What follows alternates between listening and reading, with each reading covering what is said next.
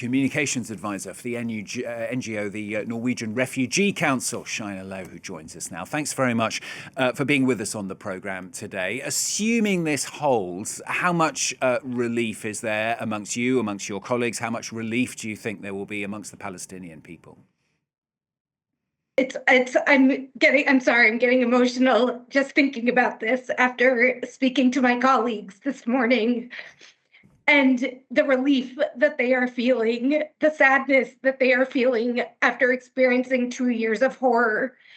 But if this continues and holds, and this is the start of a new future, of a new opportunity, of a chance for us to finally respond and scale up our operations to address the immense needs after 2 years of hostilities and unrelenting violence and loss and devastation.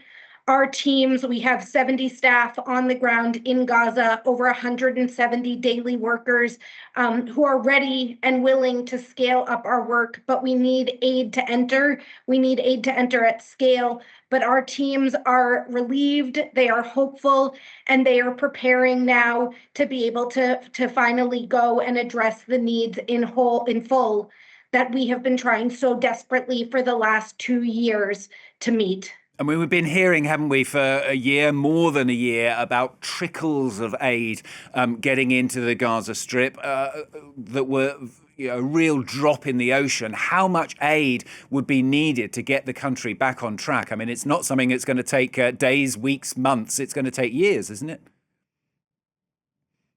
The recovery and reconstruction process is going to take years, potentially generations, to rebuild and recover all that's been lost.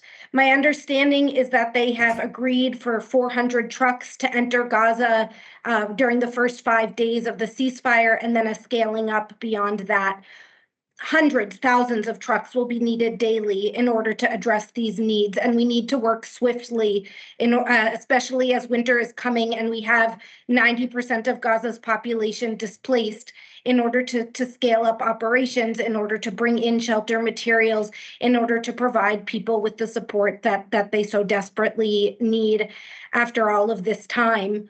And so we are hopeful. In addition to getting the aid in, we need approvals to get that aid in. Many NGOs, including the Norwegian Refugee Council, are subject to a re-registration process that has prevented us from bringing in any aid since Israel implemented its total siege on March 2nd, and even since that siege was lightly lifted over the spring and summer.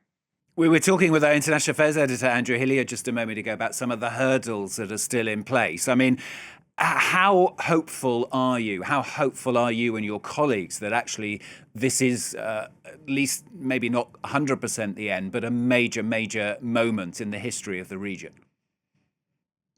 We are cautiously optimistic. We know how delicate this is. We saw what happened after the collapse of the ceasefire back in March.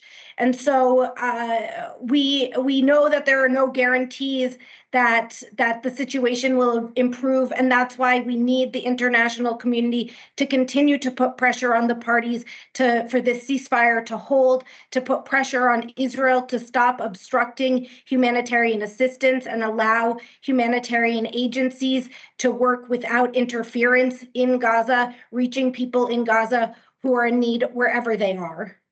Good to talk to you on the programme today. Thank you very much for being with us. Shaina Low there from the Norwegian Refugee Council joining us.